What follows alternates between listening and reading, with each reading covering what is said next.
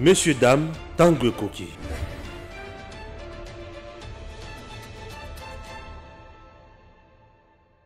Mingi esengoli susu kozala susu liboso ya baitando pona kobeta masolo e pona bomesano penza kopanza sango to komeka kopesa na bamayele makanisi lolenge nini Kabila bomela biso mboka to wi kosala ndenge nini to koma lokola bato e kasi na ngwana kozala isalaka biso to zala liboso na bino pona kosenga to koyebisa bino ndenge nini Kongo ekokende soki pezo senga ete makambo ezo simba te na ngambo bozali pamba te Antoine Tshilombo Tshisekedi lokwa bateka ka yemo ko wana ministre batyo wana kaka député batyo wana kaka soki nani do azozwa rôle ya batu nyonso oyo bazana kati ya gouvernement au moment où azana ba ministre azana ba gouverneur Masolo lelo ekozala esengo mingi ya koyeba ndenge nini Kabila yiba biso pendant 20 ans et lelo yo toyoki 1,5 million kwa na entreprise moko o ekoti ici na mois d'avril awa pasi makasi eza nini pauvreté koti makasi na ba journaliste pauvreté koti makasi ngina loba nini ngina senga na gouvernement so gouvernement te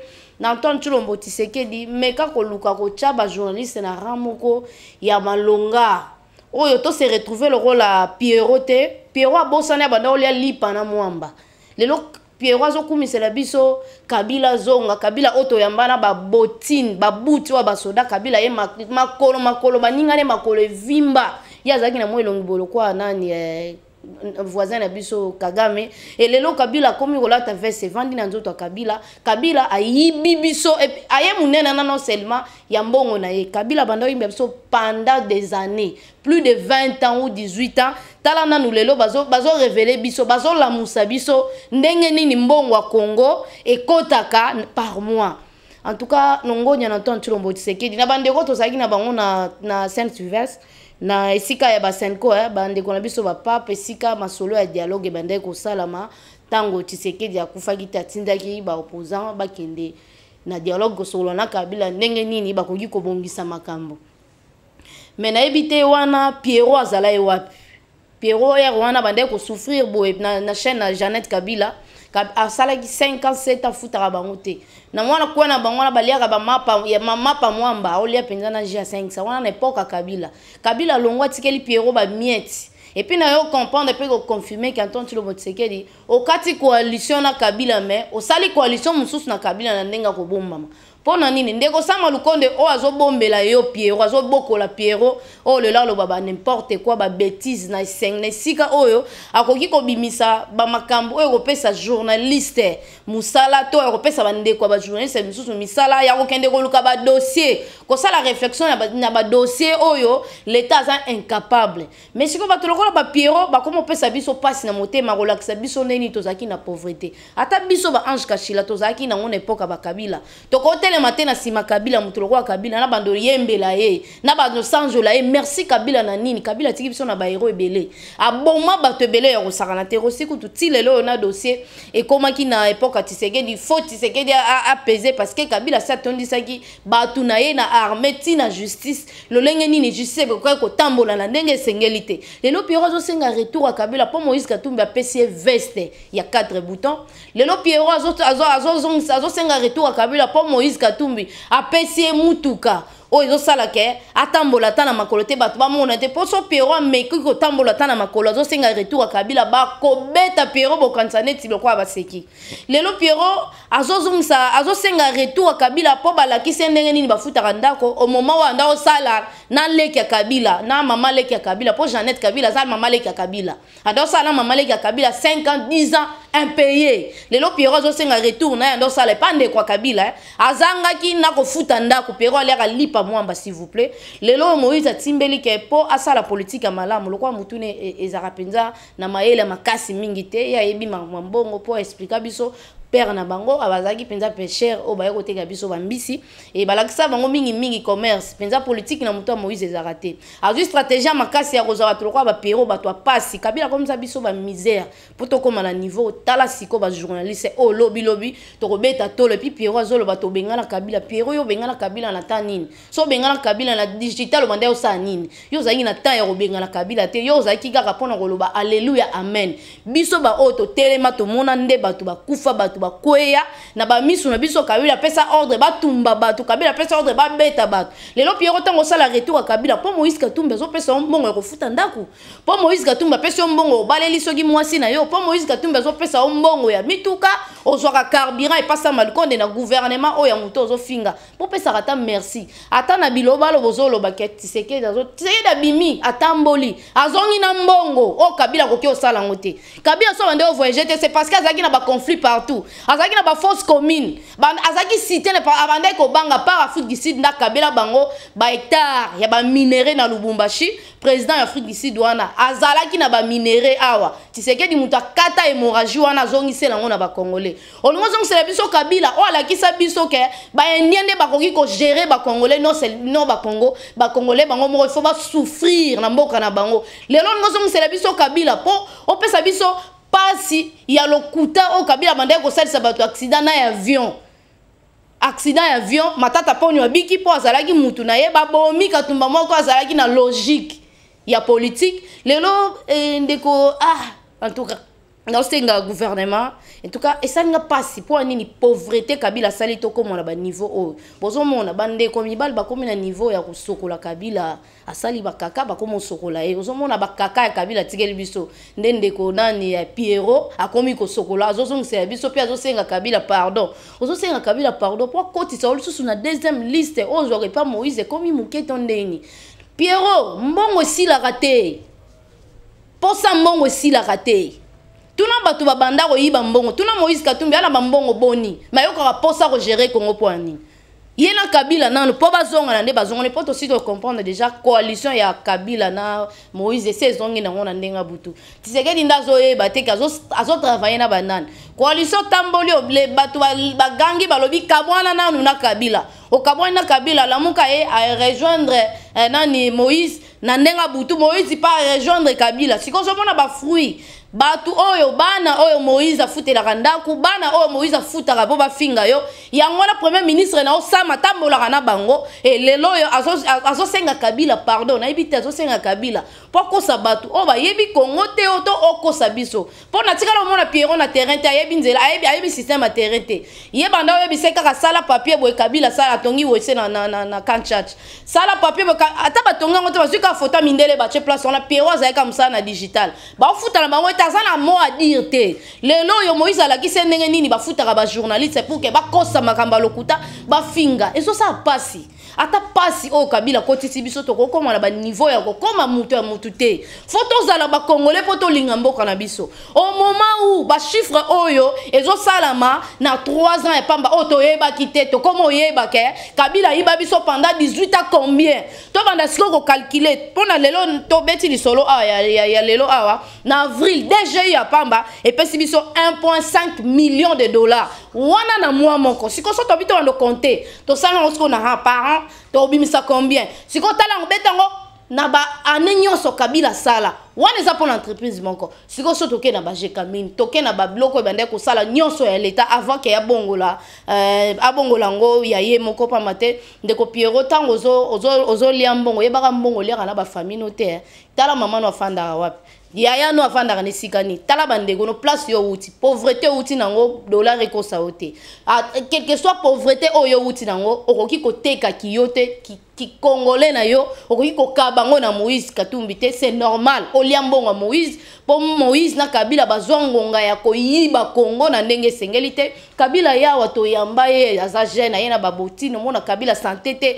lelo Kabila zumbonga ba minerai na biso veste evandi na nzoto ya Kabila ozosenga Kabila pardon azonga awo Tshisekedi ye alagisi bino ndenge nini démocratie ezalaka lelo telemi liboso ya télévision to finga Tshisekedi c'est parce que Tshisekedi a respecté démocratie oya lobaki lelo Tshisekedi alobaki akotia penza mayele lena makambo etali este so lobaki Tshisekedi akabo ateki este wana yo oyebi te bon oyebi na yo c'est parce que nga na comprendra yango nazo senga ata ozozwa mbongo koteka kibo moto na yo te tina ba niveau oyo olakisi niveau ya pauvreté na place ozalaki na place okomi ezangisi ona maîtrise otuna Jacques Ndala te Jacques Ndala zaki pire Moïse Katumbi Jacques Ndala koti prison Moïse Katumbi aza na Lubumbashi ayata kisasa te po ya kota ya otala ta Jacques Ndala na ebite so avec na téléphone le roi yo ozokota tina ba vie privée ya chef de l'état en tout cas na sûreté yo na pesi 3 ans ezebele yo komona penda beauté ya démocratie nde ezala kokota prison obimi tokotala so ozala makasi ya koloba lisusu po prison ezala kitoko nde ozala na olobi bongo Moïse Katumbi apesi yo mpesa Kabila abengi yo Jeannette Kabila ayebaka te ke yo olobaka boye na nini na ye manda ofuta yo te ntango okoloba bwa kobenga yo afuti yo quand même après ntango okota prison tuna bato bakalakaka chef de l'état nani bal soki indication lonya manda oloba tuna ye ntango akotaki prison atanga bato boni oyo babandaki kobenga ye mpe bato boni babandaki koya na prison. Le roi yozomo la démocratie est comme le roi des ordres. Démocratie ça des ordres te. Loba makambu epesa au poids, epesa mutuna yo, epesa forme ya kiyo. Ozo pesa forme ya pauvreté makasi. Ata biso nyonso tozana biso na ngote. Mais na ndimite ke na ndengo zaleli ya wana na misère yo uteli. Nga na ndimite nga pe na koma na niveau wana. Poso na koma na niveau wana tanso pe na nga pe na koma ta le roi yo. Pauvreté ya ndenge nini oyo uti nango komti na niveau ya osanjo la Kabila eloko nini Kabila sale ya malonga Congo Airways oyo mataki place na oyebi eza ya ba congolais te oyebi yango eza ya ba congolais te eza matata na staff na Kabila oyebi yango bukanga lonzo to betaka lisolo lelo oyo ba moteur nango ekoma ya ba masuwa oyo ya ba konjo nyonso bozo tambola na sima na bango pona kosenga bango mbongo wana.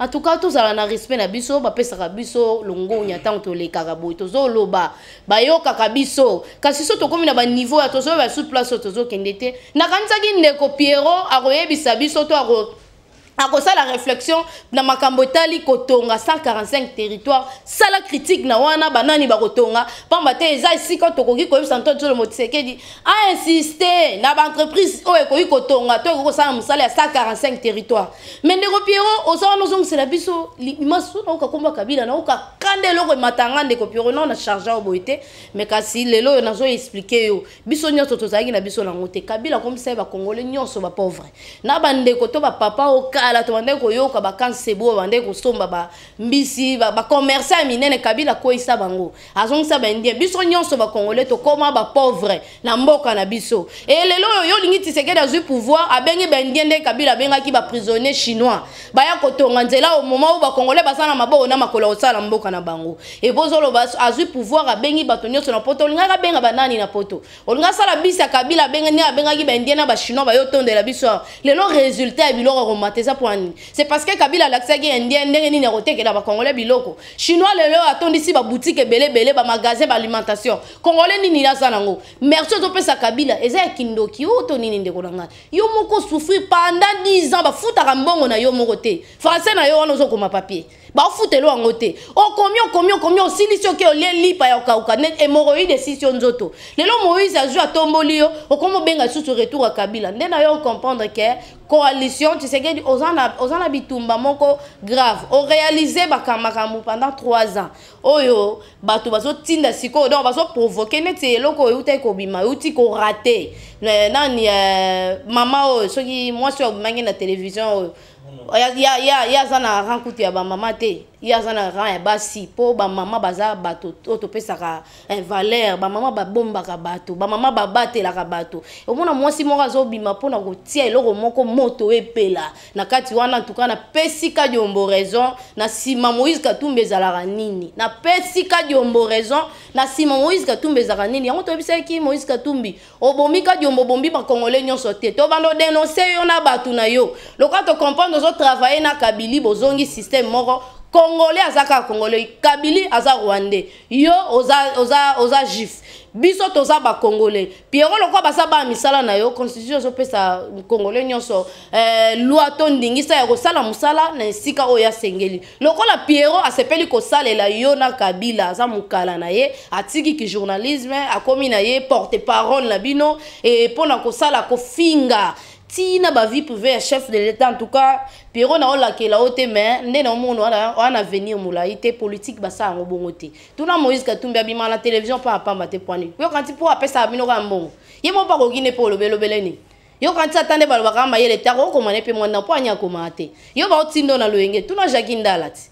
yo kanti démocratie yango za démocratie babi démocratie yaka finga mutu démocratie yaka sala boye po to na kata démocratie kala mingi te to peso mbote na prison avant na bande mission boy na peso mbote na prison po ekendelezo kendele na moni liberté Tshisekedi atikeli bino wana ese ile ki makasi faut ko PCP merci apesi mutu nyonso après si mutu nyonso opportunité ya kofinga ya critiquer pour n'importe Kabila yo moko Pierrot nazo bandela lisusu ozaki ata incapable ya ko réclamer mbongo pa mama leki ya Kabila Jeannette Kabila oyo ya digital osali combien des années ba futa rabinote boza parmi batu ba marchaka po ba longwa digital po sala YouTube wana ezaka po marchaka ya mbongo ba futa ote pendant 10 ans 8 ans oso yo ki sur la Tshisekedi a pesi bino déjà ningisa ya makasi ya ko marcher contre bango nde bo marchaka bino elongo na bande ko télé 50 mais nazo ka mo kibo moto na yo ata balobi oza mutu apasi Kabila wana za mutu to ko kumisa ta za mutu to ko landa zongisa bambongo na biso. Ce qui total la monter bi ma part et ma par mois. Si ko parent et bando bi ma combien? Boni Kabila yibi biso. Wana to tient na DGI. Si ko so to continue na compte se ba minéré kuna. Tozongi lisusu ki sasa. Ah, tu sais que dazaki na raison ya oyebisa biso Congo oyo ezangi bato ya ko gérer. C'est parce que Kabila yaka na idée ya ko kabola kaka ndenga kabola ba Rwandais ba yiba na bango aéroport na biso moko tozaki lisusu na droit en accès na ngote grâce à Tshisekedi na yo boto l'aéroport na biso moyen avion et que le direct Rwanda ezate na ba minéré et comme isiko problème et Monisco pa yo za la sous moi problème Nicolas na biso Antoine Tshilombo Tshisekedi il faut ofongola misu ko kanisa te kaka Martin Fayulu nda elingi yote Ozana Sama Lukonde, o azali ennemi numéro 1 ya yo pona ko zala nanu liboso ko chelo mundelo sote angote ozangelo ko nini koloba lobaka apoza ka misu makasi atako ozo voyager ozo la biso ba résultat biloko yo tozo loba lelo to yo kaki angote to yeba ki angote biso Kongo to yeba kata forme na ndenge bandai ko zalila te lelo yo to yebi ke congolais ba congolais moko bakangaka mboka na maboko bazwaka ba 50 millions par mois. Sikoyo lelo yo et comme zonga na kesi ya bali ya leta wana nyonso wana ezosala ba journaliste na biso eloko moko te nga nazo comprendre c'est parce que Kabila tiki biso na itamoko ya pasi makasi Kabila tiki biso na nzala makasi soki bandeko ba komo ndima kozwa $10 pona kozela Kabila na Pascal Babetele maboko c'est parce que atika biso na nzala makasi bongo boni Pierrot soki Moïse azopesa yo ozusu cop tour na moni ozu ya Kabila po ezongelo peseli Kabila merci na terrain to tikala komona ote batu nyonso to bande ko tambola na bantu ndokima na ba gaz to yebana ba margo to yebani biso nyonso ndenge ni to bande ko tambola ndenge nini to bande ko sala ba bino oyo botelema te bokoka ko telemela Kabila te bokoka ko telemela émission ndenge to telembo te ngata tan Kabila zaye mokonzi ngana bande o telema kaka naloba Kabila kende na bande ko telema kaka naloba Kabila kende nazaki journaliste mo ya nzala te misère ozala nango yango biso tozala nango te siko ezosala biso pasi pamba te bazobengo journaliste mo pandisango biso no so ba pandisango tango bako tcho na cadre lokoso biso so kokota kana lokoso ba journaliste mikolo nzala ndezo sala bango ozosenga Kabila nde fosenga biso pardon pas ongisela biso mbongo na biso azongisela biso fiki na biso akenda ngo na kinga kati azongisela biso entreprise nango apesa ba indien Kabila abomi mama ye mokutu Mobutu atie nani Mobutu atika ngo atezaki nango bongo ebande ko sala mama ye mokoma ko bimisa solo ko pola ata batu bakufite lelo e babuki ngo Tshisekedi azozong sonde ezalaki akesala soki HJ apesi yango muninga na ye nani 50 € Mobutu bande ko tonga azu yango apesi yango bendien yo lelo sozonga Kabila atako nzala ngo Pierrot en tout cas luka eloko teka luka eloko oteka Moïse Katumbi alobaki bien papa banga koma yina mbongo po azaki commerçant bambisi ndala kisa bango pe ko teka lokwa na politique moi maye les amingi te azubino asebino place wana bozo travailler na mutu na ye.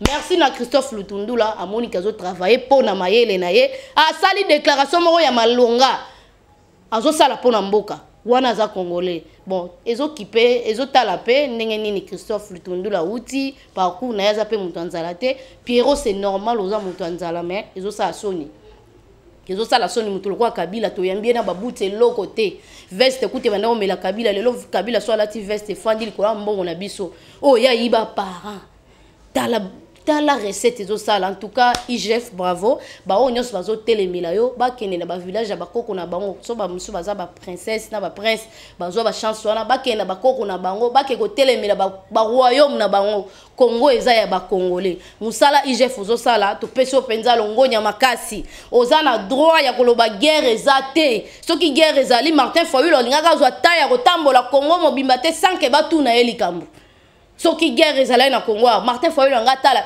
aza kutu na campagne te Tshisekedi en tout cas merci continuer car ndenge ozosala bongo bandima te kolo likolo azondima yo et puis ozaka kan vie soki bande comme ça baso boya ozala président yo ozoko bakara ozala ka président c'est que kolo nda lingi ozala place wana et puis etangami ozala président et puis kanga mato isiko sala musala yeba banani osala bango ngana osengo kaka sama olongola e pembeni wana po sama tozomona eneti so che wana neta koya obimisa pe bitumba ana Kinshasa totinde na katanga kuna oyokelo wake robeta bomba ke robeta donc alakisi te kaza premier ministre ba congolais alakisi aza katange biso to na besoin ba katange te tangu baso sala biso ba carte congolais oya ba identité na biso oza papa na yo aza congolais mama na yo aza congolais ba otuna yo ekolote Boye bakara sijis oza nani congolais kaka ya pamba biso nyonso ba congolais ba Moïse nyonso ba kozana na ebite so ba kosala bango ya bango pe ndambu rouge ndambu vert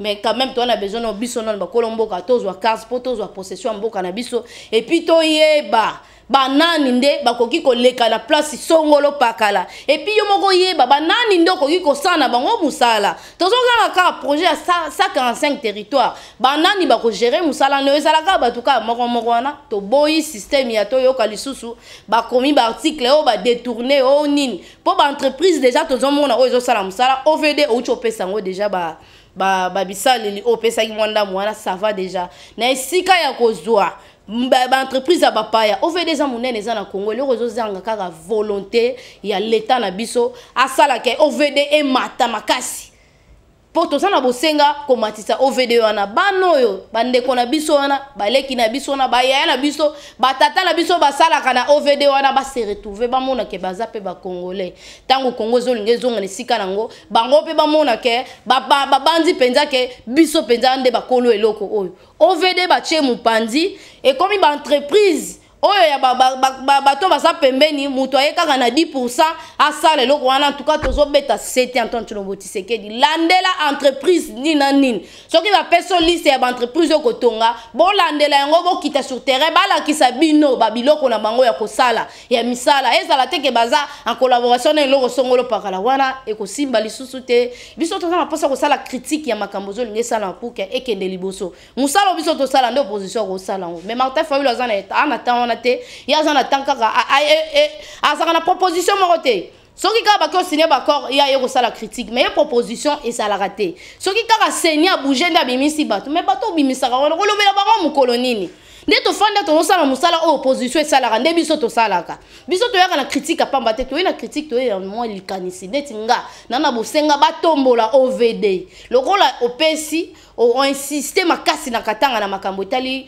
lancement ya 145 ya territoire et banda siko musala nango comme il faut tozo senga yo lisusu landela siko OVD lokoza ki ne bandeli ya projet à Tilejelu olandela ki makasi to monaki OVD asomba ki ba bloc asika kotaki siko landela na place nini OVD azana mo ba difficulté o meka ko doter ba biloko pamba te OVD azana bato belé ya osala kasi lokwa misolo esape muke lokola ba GP ezalaki yango nezo sala mwa kokoso ya pasi makasi ba politicien na biso lokola bango bayaka na bango commerce mutu na mutu azana entreprise nezaka nango kaka na réseaux sociaux soko keyo tout na bureau place ezala raté ezaka na réseaux sociaux akoyanga na sana entreprise na nga etonga kasongolo pakala azu photo bato mindele abambi kuna lobi ke misalo nga mona salengo nga na yo entreprise moko na robetela ngo publicité te mais la senga ki bango moko baya basengaki bango bakipaka bango te bazwaka bato mususu eza faute na bango te eza faute ya tata ekolo te kasi eza na baye oyo bayaka na ba projet ayene na projet ba PC projet osenga boni boyo banani bakoki kosala azwi ba entreprise po ba entreprise wana ezaka na bakombo mo kitoko makasi alakisi pe market na bango alakisi pe logo na bango bangi kasi kende place kotala ngo pasi na pasi ndenge toti ko mon entreprise ozotonga côté ya matete balabala ya signature wana entreprise wana ezata na bourrette te baninga mususu basala kata osala ta mélange na bourrette po solingo pusa na kuna o memi bourrette mais bango bazosala ba mélange na senyoso wana eza nini 10% ici ekoti na kati yango tozo insister pona makasi mingi pona yo tozala mutu oto koki ko insister tele makambo tele 145 territoires biso to yaka lokola ba priorité po to yako flatter Kabila to yako flatter nani Moïse Katumbi pambate baza batu moko bango balingaka ba flatter bango ba pesa mo kasi soki to komi kaka na ezaleli ya ko flatter batu moko ko tonga mate moko kiene na ndenge sengelité lelo balansaki projet lisusu ya Kinshasa Centre ya Bokini Bopeto yo moko kutundo sala ki inauguration nango na sepela na makasi na discours lobaki kota suko lobi bana o babanda ko sala misala na bango balandela bango mbongo na bango bazwa ngo comme il faut kasi lelo yo Kini Bopeto ekei nango na mai to moni ndeko Gentini Ngobila oza gouverneur ki ngomba Kinshasa chaque jour asali parti na ye kaka tanga komi gouverneur asaki na projet asala parti politique te mbongo ezokota na l'état na caisse ya l'état oyo yake pa na ye wana na ebite pona nini te bakoki ko canaliser mbongo nyonso recette nyonso ya ville bacha ngona ba banque lekala ndenge comme il faut te pa matin nazo banga mbongo toyoka susu lobi ba monta ongo bila détourner boye po zo bangisanga ngobila kozwa mbongo wapi ya kopesa ba mama wana chaque samedi 10 000 francs ba tondi plainte ba bazo kombola koto ba kombola kaka zola pa ba tiango na terrasse zaka salité nyonso wana ezozo ngaka na charge na yo yango tozo senga projet à 145 territoires oh et sunga bato bele makasi et ko sunga surtout makambo etali kolia banzela ndezo sala biso passe pona biloko eya euta boye sangana et comme place biso toza bato moto kokole la nzala te c'est parce que toza ki na pouvoir moko azana besoin kutu bolia tetali te ye posa na ye a créer kaka entreprise na bapaya ya za l'actionnaire nango pour que a se retrouver na bandenge na ye lelo tozu yo kaka yo mongo wana okende ko silisa bitumba est kaka yo mongo wana otombola olakisa na mokili mobimba ndenge nini Congo ezana babiloko koki ko sala mboka to ko sala monde biso na kati ya bamboka oyo koki ko sunga monde entier na ba réserve o tozana kati kasi oki na Kabila o yebi valeur a Congo te Kabila zoteka biteka teka place zoteka kuta yebi na etine lo elo otekela te et puis tant oteka zaka na suivi te tamba tona basombele sikana pona nini batona bazoka insister tozaki na Kabila teki biteka teka merci pour botoli droit ya ba congolais ozongisi yango tozo senga o matisa jekamine pour que esa la penza équilibre na ba kasayen ezala suba trouble te tolinga tozongisa tribalisme te kala mingi te to banobenga susu kasa te to banobenga ba congolais pamba te Kabila yaki na esprit ya kokabola biso ndam mo déjà bandaki akaboli peuple mo bozaki déjà bon moko nga to fandi boy akaboli ngala Stéphane bala mwange Stéphane akomi boy ngala komi boy donc système ko kabola na tribalisme zokola ole akoluka ko sangisa me azokabola okaboli on atina nini ehibanité pona nino sali bongo ehibanité makambo ko sala ozo sala te ba entreprise à l'état obomi ba congolais bango moko obomi bango nzala tala ba Piero nzala leki bango ba komo senga o merci soko pesi nini na ebité soko lesi nini na ebité merci azo sengela yo soki pardon azo sengela ya eloko nini ya sala Piero fandaka na bureau zo ko revendiquer droit na yetene na fani be pas Stéphane a futa ngate na fani na lobare loko te ti mutu moko ya libérer yo okomi ko finga sikoyo en tout cas Antoine Tshilombo Tshisekedi oza penza mobali oza ilombe opesi mutu nyonso penza vivre opesi mutu nyonso pema ya ko vivre ya ko loba ndeko asali chaîne YouTube c'est parce que basala qui marche contre maman leki ya Kabila Jeannette Kabila afutaka bango te lelo yo azwingala iyazu makasi ya koloba Kabila to yo bengana Kabila wapi osela l'acception émission yo sala penda yo loba obengana Kabila Piero nzala ekosa yo te toyebi ke uti na pasi toyebi ke uti na misère mais ndenge pasi no esili ya ba congolais nyonso esili te Kabila yibi mbongo ba congolais ko banda ba mvula ebele mbongo Kabila yibaki ko tangisa bana misusu na université ba génie na biso bazotelengana aw Kabila pesa opportunité na ba miyibi na yeba tangisa bana libanda ka bango ba yo komba ba ministre Kabila zimboka kanya ngona bato mine imisato po ete biso to dépendre kaka na bango Kabila sali système ya apesi batu na mbongo na mutuka so monika ba jeune abwakela ka ba mbongo ba woleli mbongo bazozokana likolo mbongo na bango moko Kabila la kisi biso ndenge nini congolais akoki ko boma muninga na ye na machette likolo kaka ya sac bien mbongo nyonso eza na Kabila uti na Kabila bande ko la biso ba machette to papa na po ete to tika ye na bokonzi nyonso wana a régner na ba indien a régner na ba chinois par ba congolais zawap lelo tozo se retrouver ba congolais bazo sala pas ba chinois bazo sala pas ba indien kende kota la salaire na bango eza moins de $100 siko yebisanga merci to pardon zo sengela kabila lelo nini yo moko kutu oza fruit ya passe ya misère ya Congo et lelo zo l'option eza nzala o kabila kotisa na Congo ndeko Pierrot ça la biloko bien ko taba Pierrot msusu oyek Moïse a sombeli au veste ya bleu olati chemise wana Moïse a sombeli au olati moni ba congolais no balati bongo Moïse so azana bolingo Congo po anita bongisa ki ata Lubumbashi place ya utai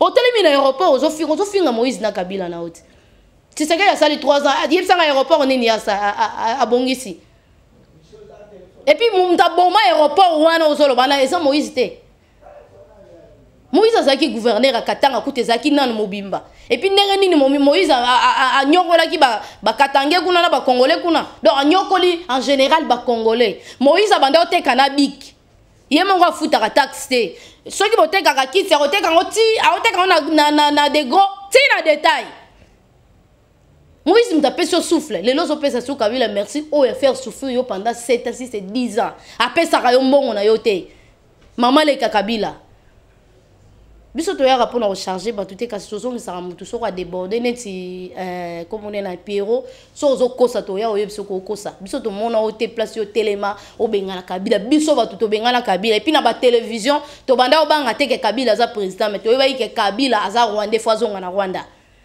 biso to za gentil to garder Kabila ti sikoyo et puis to boy ko tumba kinga kati on poto bi ke blo na biso zozonga kala mingi te fikini babandi ya misana on po ezonga Kabila bomi fikini atiki liziba na fikini eza ma enjili te ma ese bezote eza ma echanga te kasi tio moko toboka bande toboka na pouvoir a Kabila lelo Tshisekedi nda pesi asali lancement misala ya fikini ba obongisa ezonga ndenge zalaka foire internationale lelo ko benga ngoni foire a Maziba ata moto eko koleka na foire te obenga Kabila zonga ya kosala nini Kabila limusa biso mboka to aboma biso na mboka to ndenge nini to susino za Kabila so azongi asenga Poutine abeta Satan de na Congo atokufa to nini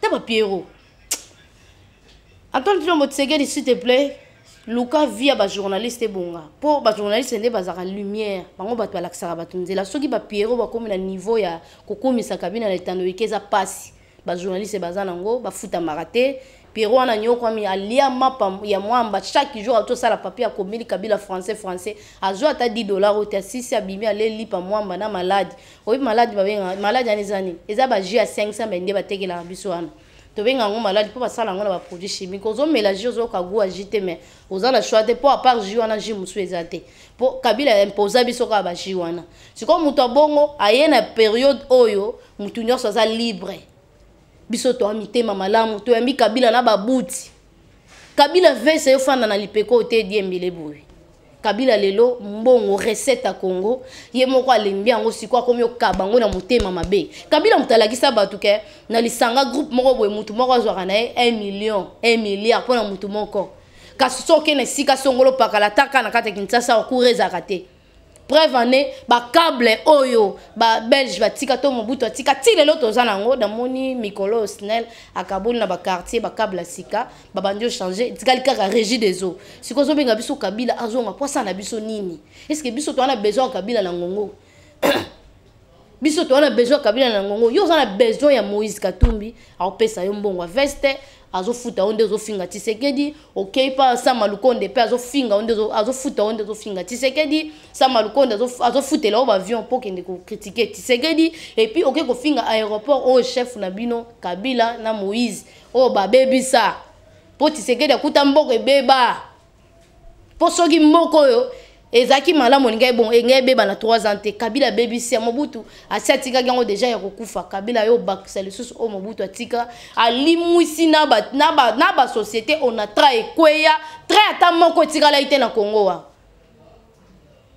kaka récemment wa Tshisekedi auti kolamusa train moko otali yango ba minda kutu ezate otali kaka bandeko baso mata pona passe ya transport nzela ezaka nzela ezaka moko soko zo kasangulu ti awa e nayoki déjà nzela ya rail o ya masina ti aéroport déjà kala mingi te train ezozonga wana ka na époque Tshisekedi na 3 ans ya pamba oyo en tout cas Antoine Tshilombo Tshisekedi biso ba congolais ba vrai congolais ya miyibi te ya nzala te tozo sepela osala musala oyo comme il faut et puis tozo senga suivi na yo moko pamba te ba congolais to sito beba to robota bato sikate bazo sika ya ba konjo ba kokamba biso bazo place wana pour que ba yeba ndenge nini ya kolakisa biso mbongo wa leta ba yiba raté lelo merci na IGF a défendre Congo pe ya matisi yango et rigueur à IGF nesali keto yeba ke Kabila bande ko yiba biso 5 millions par mois wana na DGM siko soto bito ko tsa ba entreprise mususu Kabila zaki na mbongo ebele abandai ko yiba Antoine Tshilombo Tshisekedi na pesio raison na Senko au fond disa biso za ba volonté politique nesala ke mboka oyo ebonga te ayebisa biso bino boyebi nani recette boni ekotaka kaka na kisasa ya pamba par jour siko lelo to confirmer que oza président onkolo atindeli biso c'est normal babundisa yo manga epola babeta ngo libanga te kaka manga kotela pe manga mubesu babeta ngo libanga te kaka manga kotela oza manga kotela ya ba congolais ndozo yoka lokwa yo oza muluba oza président nde balingi basala menace wana nyonso na pona kozangisa yo kaka kimia et biso to kwa sire yo lokwa nkolo nda pesi au pouvoir ata ba Pierrot basangani na bakatumbi ata basangani na Satan pour Satan pasa kufa taba sangani na ba diable ndenge bakosa ba pacte na bango wana et simba ote et mona na déjà pamba te ngana sina yoka lisolo ya bitumba oyo to ko massacre ngaisa la lokwa massacre bangeba massacre ba congolais nyonso wana et uti na Moïse Katumbi en tout cas papa Kadiombo azaki na raison Moïse Katumbi ayebaki pourquoi asalaki biloko esala o asalaki wana et papa Kadiombo azaki na raison ya koloba kaka sur Moïse abibo ebi Moïse te tala zinga Moïse banani bazawana ba munongo tala eloko munongo alobi zinga Moïse banani bazawana ba Sama Lukonde tala zinga Moïse banani bazawana ba Cheribe okenda ba tunyoso baza zinga banani pona osala musala nini siko lelo toyebi ke baza na coalition na Kabila siko na ndenga butu po komone na mwana Pierrot alakisi biso pona bango ndenge ni elo ni sangisi biso toyebi ke ya za agent aza militant ya ensemble ya Moïse Katumbi mais tant azo senga Kabila merci wana eza po kotsa batu likanisi moko boende to sito yebi déjà ke bazo sangana bango mibale bo sangana contre ba congolais boko ka bango te boza soki 5-4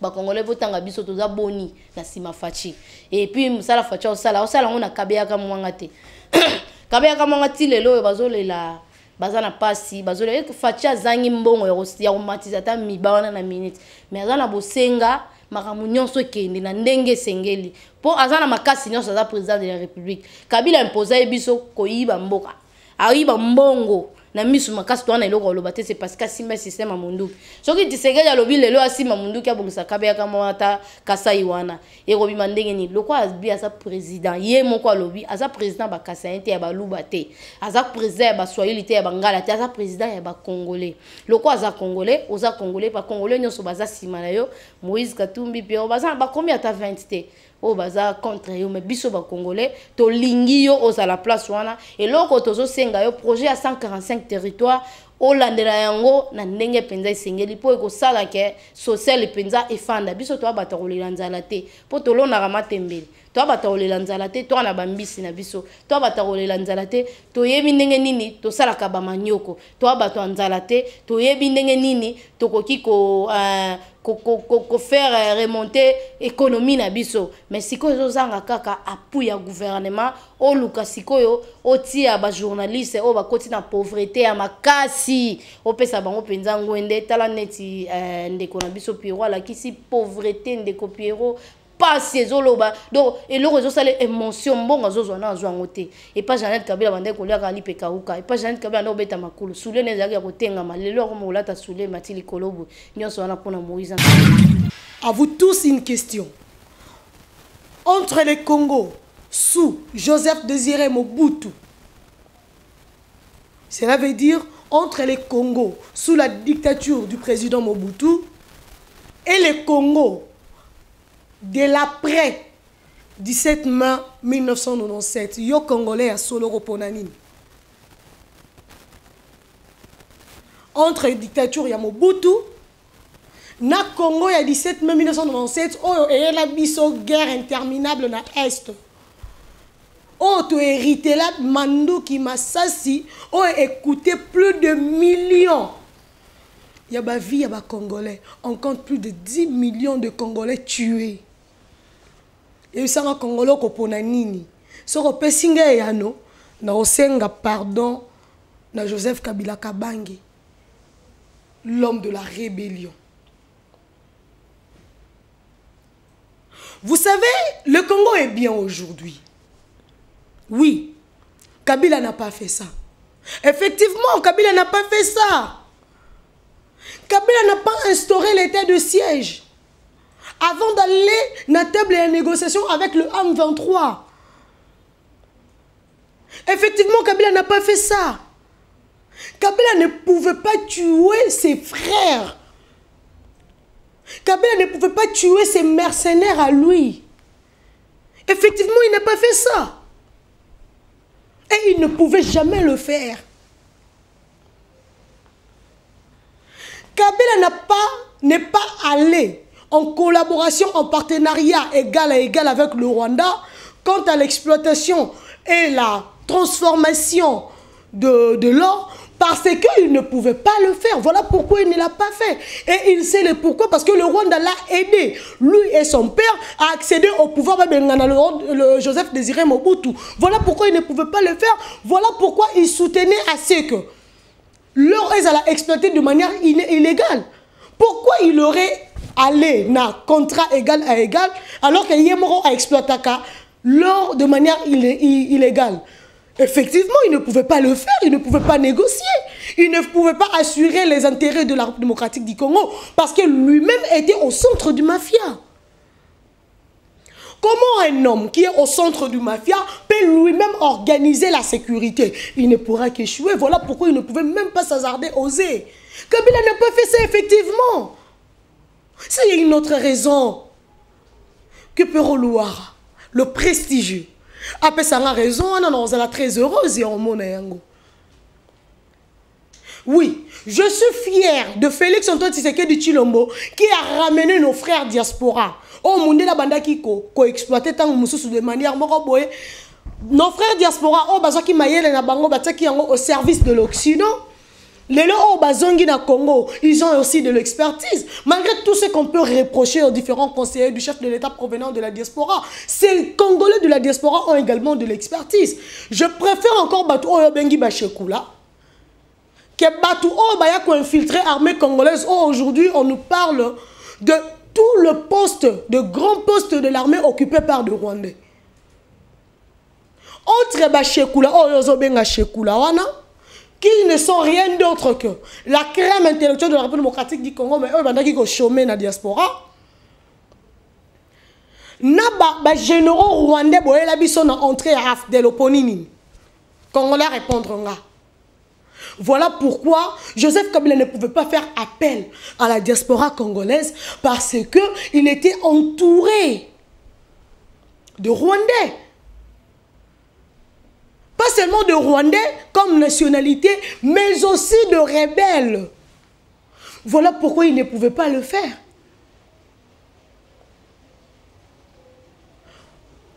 Vous parlez aujourd'hui des amis du président. Mais vous savez que sous Félix, on ne voit pas un professeur d'université ramper. Kabila ou Melapona Kabila Tokonguluma. Oui. Si Félix a déshabillé la présidence, qu'a fait Joseph Kabila Kabange? Azoma Fouta Mbila a latissé la crème intellectuelle de la République démocratique du Congo. Aujourd'hui, être professeur ne dit plus rien à la République. Ne dit plus rien dans le monde. Être professeur dans ces pays, tout le monde a un diplôme. On dit que si tu veux détruire l'avenir d'un pays, commence par détruire son éducation. Si nos professeurs, comme Konguluma, pour un président, un professeur d'université, qui c'est lui qui est censé pour apporter solution, lumière aux problèmes de la nation. Mesdames et messieurs, qui aurez-vous souhaité voir comme président? Voilà pourquoi Kabila ne pouvait pas considérer l'enseignement de l'ordre démocratique du Congo. Il ne pouvait pas. Bandeko. Oh, attendez un peu. Félix Antoine Tshisekedi Tshilombo a eu le service de sécurité à Congo, a tiré au service de la vie privée. Dès lors qu'on devient chef d'État, on n'a pas de vie privée. Kabila ne pouvait pas mettre à la place du monde sa vie parce qu'il était un homme mystère. Tout simplement parce qu'on ne pouvait pas le contrôler. Un homme incontrôlé, un homme incontrôlable.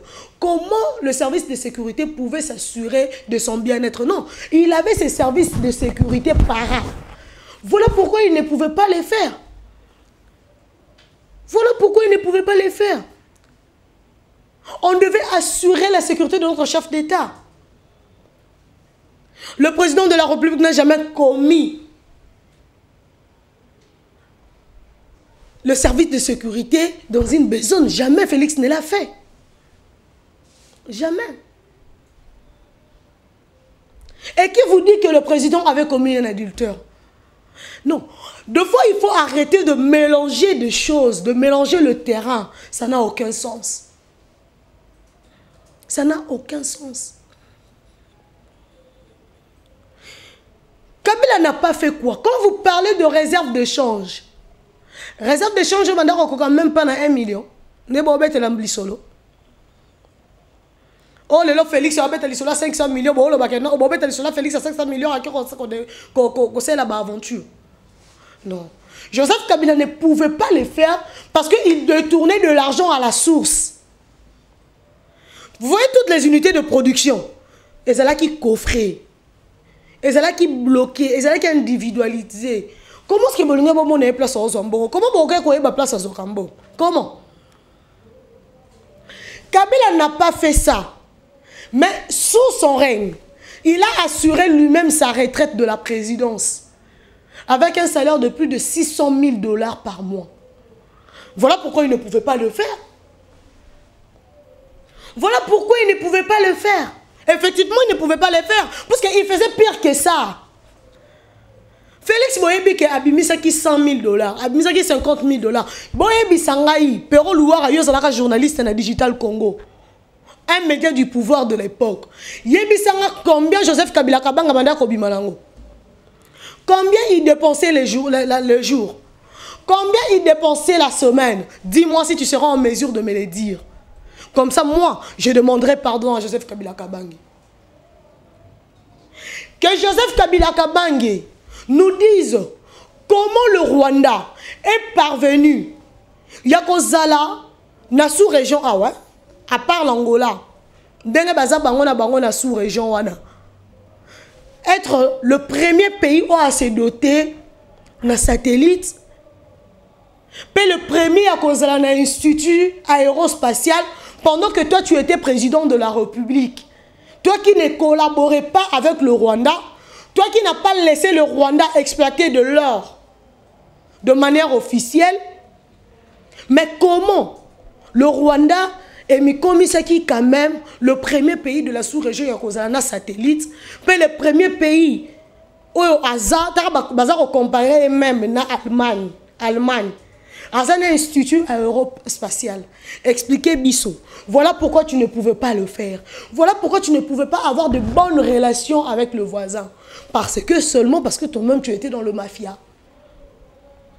Tu es le roi de la mafia. Alors tu ne pouvais pas le faire, monsieur Kabila.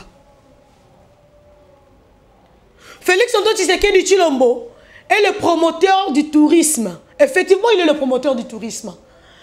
Un bon leader et c'est lui qui influence. Aza le mieux placé pour nous vendre l'image de la République démocratique du Congo.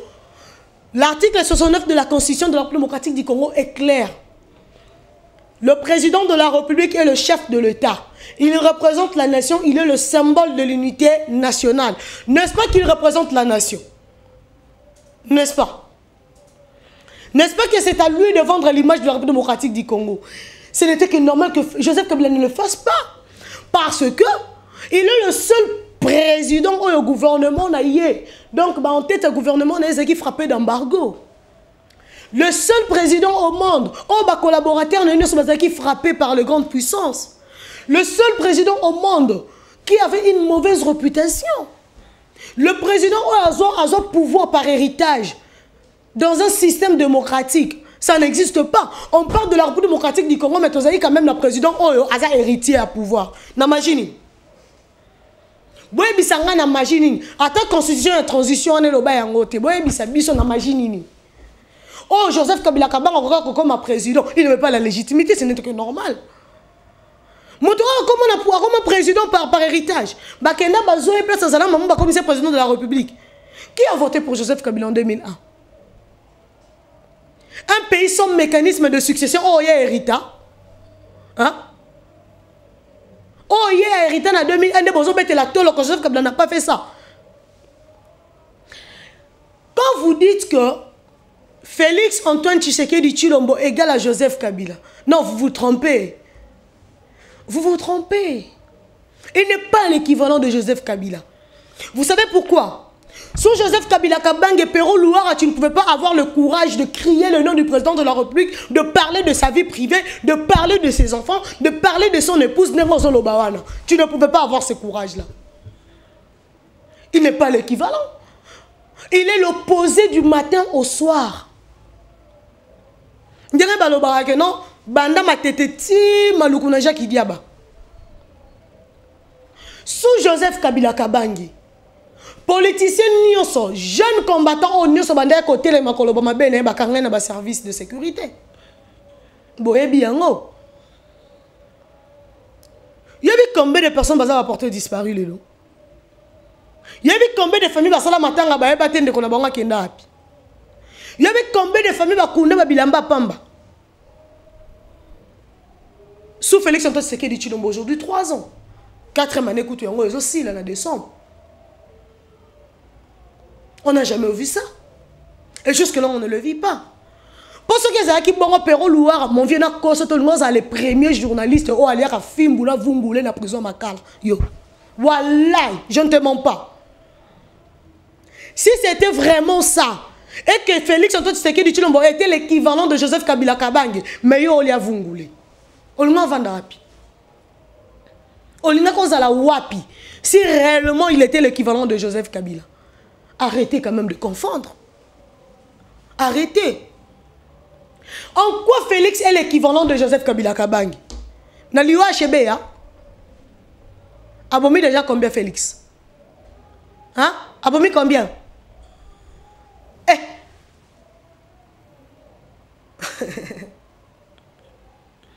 Dites-nous, abomi combien Félix? On a vu à l'entrée du pouvoir ici, quelle est cette structure qui n'est pas allée en marche? Ceux qui ont attrapé le loté, ceux qui transcolent l'obité, ceux qui vont enseigner. Félix Abomi Moutou. Mais bino bozala na pouvoir. Pero yo outi na régime à Kabila tolo bayango. Ne dis pas que toi tu as chassé Kabila, toi tu n'as pas chassé Kabila. Pero qu'on cite les personnes qui ont lutté contre le régime de Kabila, on va citer ton nom. Monsieur le doyen. Bien que maman Elise Alinga tena lo bakombo wana benga bilo ba doyen tena ba doyen te. Merci à maman Elise Pongo. Tena rappelé karake aya musala avanga. Donc ayebi makambo osala. Tango batu bazai ko lo ba Kabila kende. Non. Perrault Louara obande ko lia na ndaku ya Joseph Kabila Kabange parce que bande ko sala na Digital Congo. Yote muto ko bande on rappelé batu ba notion si nous avons chassé Kabila. Non. Tu n'as pas chassé Kabila, tu roules pour Kabila. Et surtout que tu fais partie de l'ensemble. Alors ce n'est pas à nous qu'il faudrait venir dire des choses, voilà, moi, non, vous n'avez rien fait contre Kabila, vous autres là. Au contraire, il faut dire merci à Félix Antoine Tshisekedi Tshilombo de demander pardon à Joseph Kabila Kabange, qui ne vous a pas laissé de l'espace, qui ne vous a pas permis alors de vous exprimer librement en citoyen libre. Droit na bino en tant que citoyen. Lelo oyo, vous avez un président à rétablir bino dans vos droits. Mais tout ce que bozo mone est malamu, Kabila pardon. Son Excellence, Monsieur le Président de la République, Félix Antoine Tshisekedi Tshilombo, je demande pardon au nom de tout le Congolais. Vous êtes le seul président du monde. Oh, affirme collègue, président Nyonso. Bako Sabinoté. Le président Félix, je le dirais, est le président le plus malheureux du monde. Félix est arrivé au pouvoir à coûter un Congo vide. Un Congo aux richesses, non, va mettre à l'isolo, mais non, sobateka. Félix est arrivé au pouvoir à coûter les caisses de l'État vides. Mais il y a un projet, avec quoi ça allait se réaliser, on n'en sait rien. Félix est arrivé au pouvoir à coûter la Cour démocratique du Congo avec des relations internationales mortes. Tout ça doit éviter. Félix est arrivé au pouvoir. La collaboration Schengen ne marche plus. Félix est arrivé au pouvoir. La République démocratique du Congo sous l'embargo militaire. Alors que tous en la guerre na Est, au Afdel et la Bissau. Félix est arrivé au pouvoir avec une monnaie sous la dollarisation.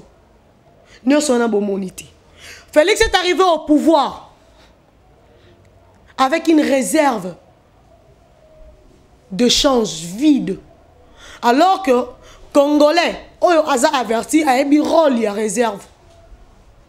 Il y a un permettre investisseurs expatriés, importateurs, user na yango pour que kotisa, biloko oyo permettra économie en mboka et vivre. Mais bino besoin na réserve il y a 1 million. Boye bisangai nini oyo ko faire vivre économie à Congo. Félix est arrivé au pouvoir à coûter les grands opérateurs de la République démocratique du Congo. Ce sont des Indiens, des Pakistanais, ce sont des Libanais, ce sont des Chinois. Mais Bolivie quand même a changé le Congo en une journée. Son Excellence, Monsieur le Président Félix, Limbisa Bissou. S'il y a quelqu'un qui a mérité pardon à Bissou Ezayo, vous êtes arrivé au pouvoir, le commissaire, le président de Balouba, Limbisa Bissou Toabana. Il n'est jamais trop tard de se repentir. Jamais tard. Réponds-toi quand il est encore temps, avant que le Seigneur ne rentre, avant que le Seigneur ne revienne. Jésus revient bientôt. Zonga nanda kupero, s'il te plaît, na bonde lio na motema moko.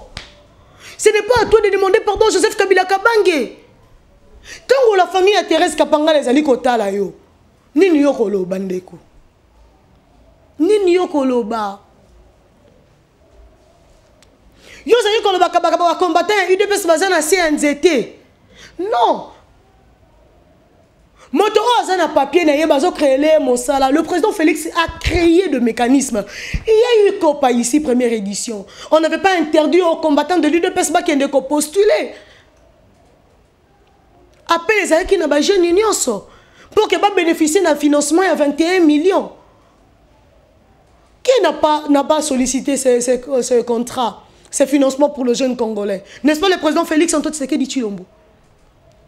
Kuna balobaki kaka ba militant et ba UDPS ba militant plutôt décidé n'a pas perdre non. Tenons ensemble balobaki tout jeune Congolais osala ya UDPS ensemble et décidé aller soumissionner. Mutapeki sakita.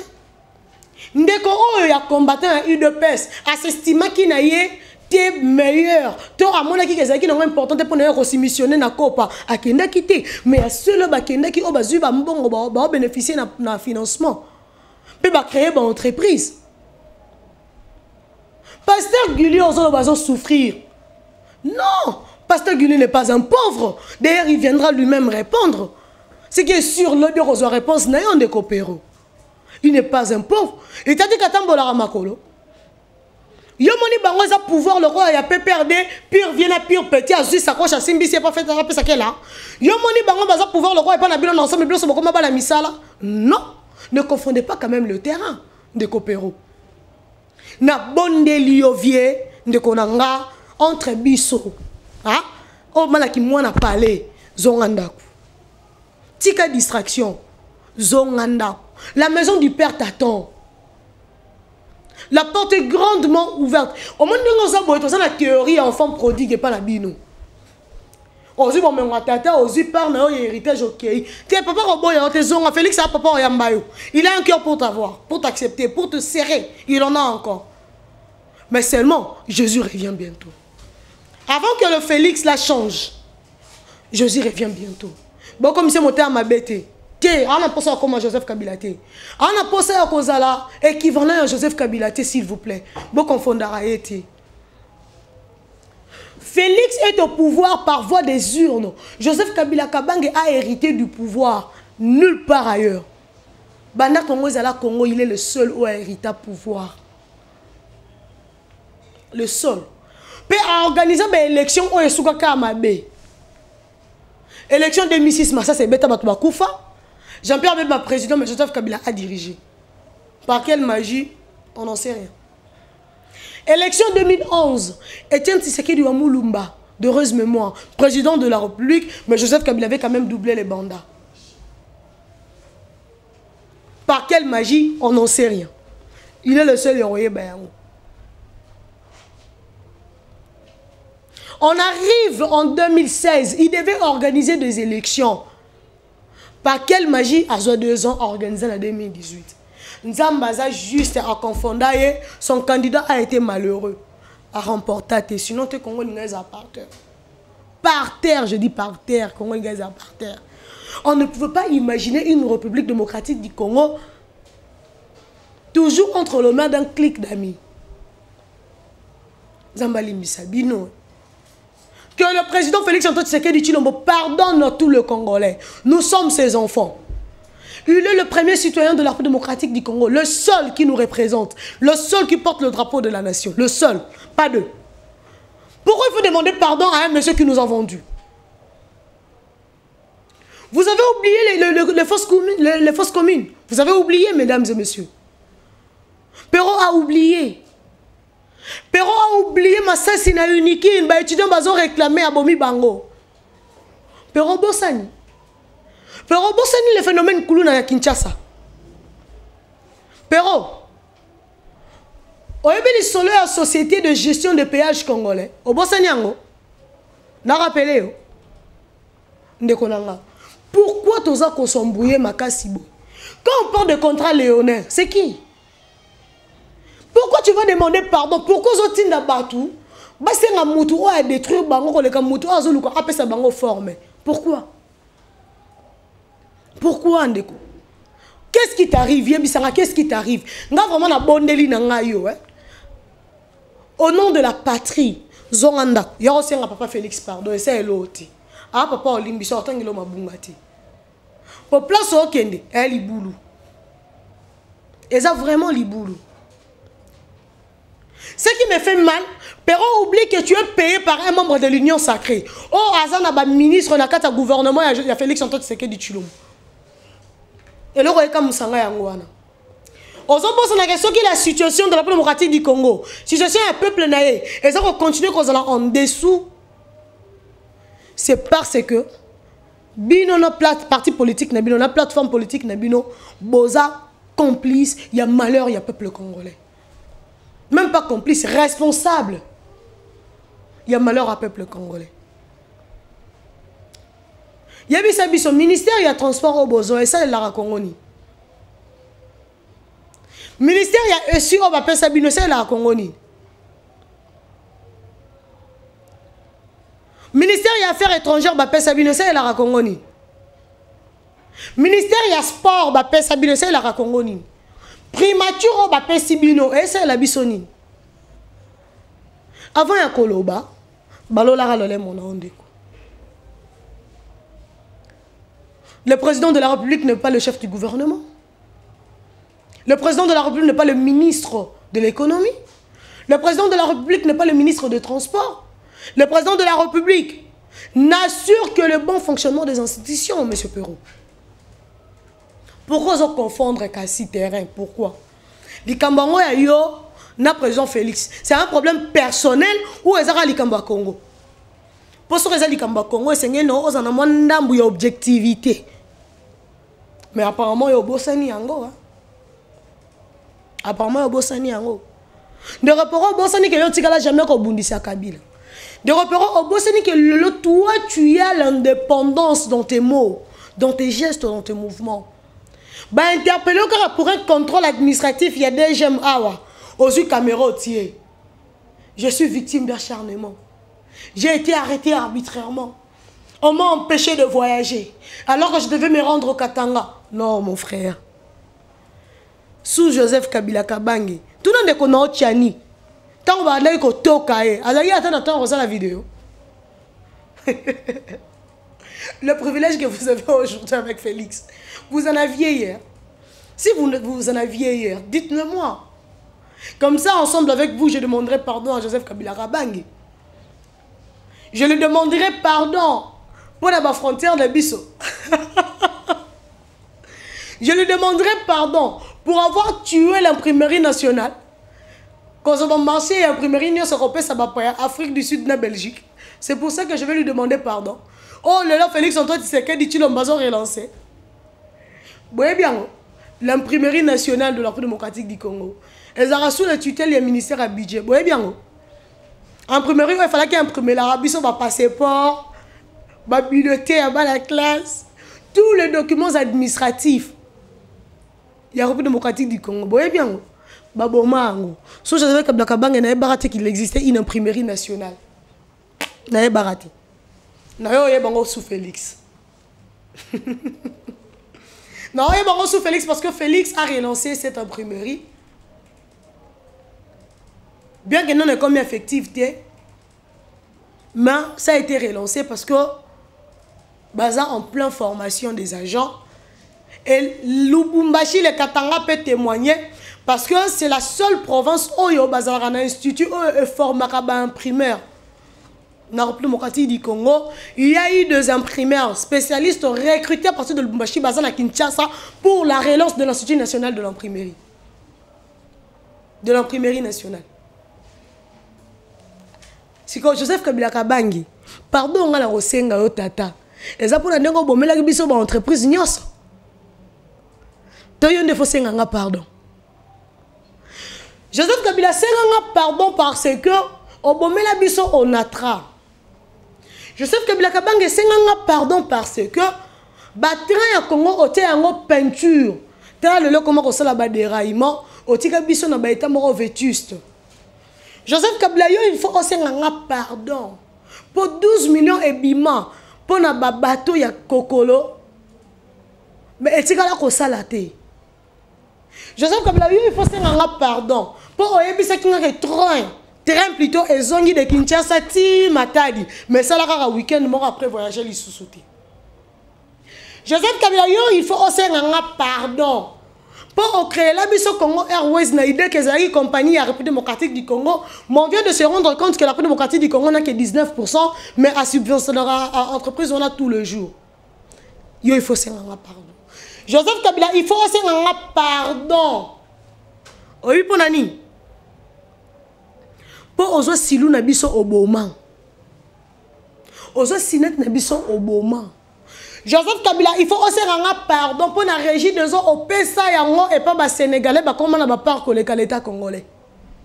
Le lo ba congolais ba za ko se plaindre. Ma yeze ya malonga te. Comment les sénégalais ba ko PSA biso ma ya malonga? Comment Joseph Kabila? Comment? Osez na posa ba empoisonner biso tonini. Tel le résultat. Ozo politiser l'entreprise Nabiso. Joseph Kabila Kabange, il faut un pardon pour na Inga 1, Inga 2, Inga 3. Tous on a 2 turbines. So peut 2 bobines à Pamba, 2. C'est un pardon. Alors que le courant Nabiso était camarade en Afrique du Sud. Entre-temps, là-bas, il y a des villages, il y a des secteurs, il y a des territoires au bazar na courant alors que bango de bazar na nini oyo barrage ya inga na zongo. Joseph Kabila Kabange senganga pardon. Po okosa bande kona biso ya Katanga na shit katendo tika la otongati. Joseph Kabila Kabange senganga pardon. Pardon vraiment. Na ndengo bomo bande kona nga ebele. Joseph Kabila Kabange senganga pardon pour na kamona sampu. C'est un pardon pour la bande qu'on a biso à est au balelaka tout le jour pour na yona tata na boye la biso ba rebelle pour na ona tata na yo bokenda côté ka ba minerai na biso de manière illégale senga biso pardon po yo oboyara kimia na Congo. Senga biso pardon parce que oyaka na politique bato ba yiba me batika na kimia. Voilà, aujourd'hui la République démocratique du Congo ne s'est jamais développée pour na yo. Senga biso pardon parce que oyebisa ki biso ke Mobutu nendoki ya Congo. Alors que l'autre comprendre que le réel sorcier de la République démocratique du Congo, c'est le régime Kabila. Voilà ce que j'avais à dire à la République démocratique du Congo. Continuons à soutenir le président de la République, Félix Antoine Tshisekedi Tshilombo. Il est le seul qui engage la nation. Messieurs, dames, Tanguy Koki.